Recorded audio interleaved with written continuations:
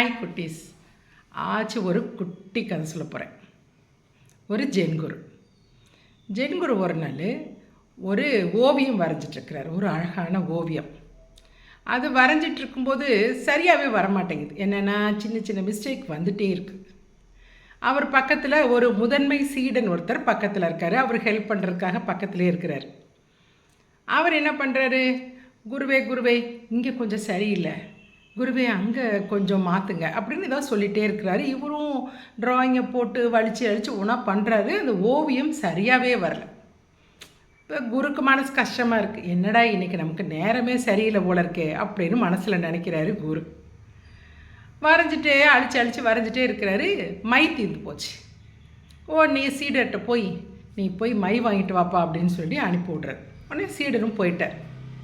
சீடன் போயிட்டு வந்து பார்க்குறாரு, ஒரு அழகான ஓவியம் வரைஞ்சிருக்காரு குரு ரொம்ப பியூட்டிஃபுல்லான ஒரு ஓவியம். பார்த்த உடனே சீடன் கேட்குறாரு, குருவே இவ்வளோ நேரம் நான் இருந்தேன், இப்போ நான் போய் ஒரு கொஞ்ச நேரத்தில் எப்படி இவ்வளோ ஒரு அழகான ஓவியம் உங்களால் வரைய முடியுது அப்படின்னு கேட்குறாரு சீடன். குரு சொன்னார், நீ இவ்வளோ நேரம் பக்கத்தில் இருந்தே இல்லை, நீ இல்லை பக்கத்தில் இல்லாதனால எனக்கு கவனம் ஃபுல்லாக படம் ஓவியம் வரைகிறதுல ஒரே கவனம் செலுத்தி நான் வரைஞ்சேன், அதான் எனக்கு அழகாக வந்துருச்சு அப்படின்னு சொல்கிறார். அது உண்மைதான்.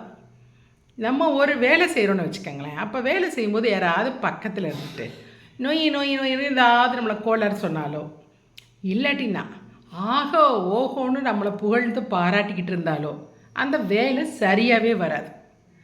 பக்கத்தில் யாரும் நொச்சுன்னு பேசிகிட்டு இருந்தாலும் வராது. அது நம்ம கவனம் சிதறிட்டே இருக்கணும். நம்ம ஒரே கவனமாக ஒரு வேலையை செய்யும்போது அது சூப்பராக வரும். இப்படி பேசிகிட்டு இருக்கும்போது ஒரு பையன் வேகமாக ஒரு குட்டி பையன் வரான், சின்ன பையன். உடனே குருவே என்னப்பா அப்படின்னு. இல்லை குருவே, இங்கே போர் வீரர்களுக்கெல்லாம் ஒரு பெரிய பார்ட்டி வச்சுருக்காரு ராஜா. அப்போ நான் தான் எல்லோரும் கொண்டு போய் எல்லாருக்கும் டீ ஊற்றி எல்லாருக்கும் சப்ளை எல்லாரும் கொடுத்துட்ருந்தேன். அப்போ அந்த போர் வீரனில் சாமுராய் அப்படின்ற ஒரு போர் வீரன் இருந்தார். நான் டீ கொண்டே கொடுக்கும்போது இந்த டீ அவர் ட்ரெஸ்ஸில் சிந்திருச்சு. உடனே அவருக்கு ரொம்ப கோவம் வந்துருச்சு.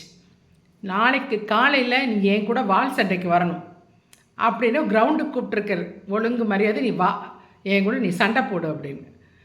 எவ்வளவுதான் நான் மன்னிப்பு கேட்டாலும் அவர் ஒத்துக்கவே இல்லை. நான் என்ன செய்கிறது, எனக்கு வாழெல்லாம் பிடிச்சது கூட கிடையாது அப்படின்றாரு இந்த டீ ஊற்றுற பையன். உடனே குரு சொல்கிறாரு, ஒன்றும் பிரச்சனை இல்லை, வாலோட ஹேண்டில் இருக்குல்ல, கைப்பிடியை நல்லா கெட்டியாக பிடிச்சிக்கோ. நீ எப்படி டீ கொண்டு வரும்போது டீ கப்பை எவ்வளோ ஸ்ட்ராங்காக பிடிச்சிட்டு வருவியோ அதே போல் வாலோட கைப்பிடியை ஸ்ட்ராங்காக பிடிச்சிக்கோ. அதே மாதிரி அந்த கப்பில் டீ ஊற்றும் போது எவ்வளோ கேர்ஃபுல்லாக கவனமாக டீ சிந்தாமல் ஊற்றுவையில், அதே மாதிரி அந்த போர் வீரன் வாலை சொல்லட்டும் போது நீ கவனமாக அதெல்லாம் தடுத்துரு.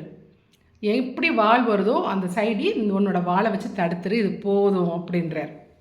என்ன குருவே எப்படி சொல்கிறீங்க, எனக்கு ரொம்ப பயமாக இருக்குது, வால் சண்டையில் எனக்கு ஏதாவது ஆயிரம் நான் செத்து போயிடுவோம் பயமாக இருக்கா அப்படின்னு சொல்கிறாரு அந்த பையன்.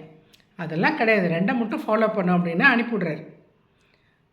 மறுநாள் காலையில் பார்த்திங்கன்னா சாம்ராயின்ற போர் வீரன் ரெடியாக நிற்கிறார். இந்த பையனுக்கு ஒரு வாழை கொடுத்துறாரு. குரு சொன்னது ஞாபகம் வந்து ஸ்ட்ரைட்டாக அந்த ஹேண்டில் பிடிச்சிட்டு அந்த போர் வீரன் சொல்லட்டி சண்டை போடுறாரு. 8 பக்கமும் வாழை சொல்லட்டுறாரு. இந்த பையன் தடுத்துக்கிட்டே இருக்கான். எங்கெங்கே அந்த வால் வருதோ அந்த திசையிலலாம் போய் தடுக்கிறான். ஆனால் ஹேண்டில் டைட்டாக பிடிச்சிட்டு தடுத்துக்கிட்டே இருக்கான். இந்த போர் வீரன் சாம்ராயின்றவர் சுற்றி வால் சண்டை போட்டு டயர்டாகி கீழே வச்சுட்டார், வாழை கீழே போட்டார். அப்பா தம்பி என்னால் முடியல, நான் தோத்துட்டேன், என்னை மன்னிச்சிக்கோ அப்படின்னு சொல்லிட்டு வாழை கீழே போட்டார். அவருக்கு எவ்வளோ கான்ஃபிடென்ட். முதல்ல குரு சொன்னது அதுதான்.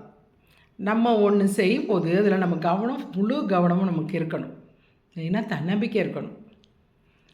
அது மட்டும் இருந்தால் நம்ம எதுவாக இருந்தாலும் நம்ம வின் பண்ணி போயிட்டே இருக்கோம். நம்ம தன்னம்பிக்கை மட்டும் எழுந்துடக்கூடாது, எதுவுமே தன்னம்பிக்கை இல்லாமல் இருந்துடக்கூடாது.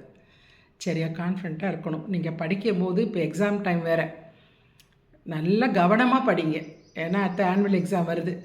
ரொம்ப சூப்பராக படிங்க, கவனமாக படிங்க, எங்கேயுமே டைவர்ட் ஆகிடாதீங்க, டைவர்ட் ஆகாமல் படிங்க. சரியா? உங்களுக்கு வேறொரு குட்டி கதையோடு வரேன்.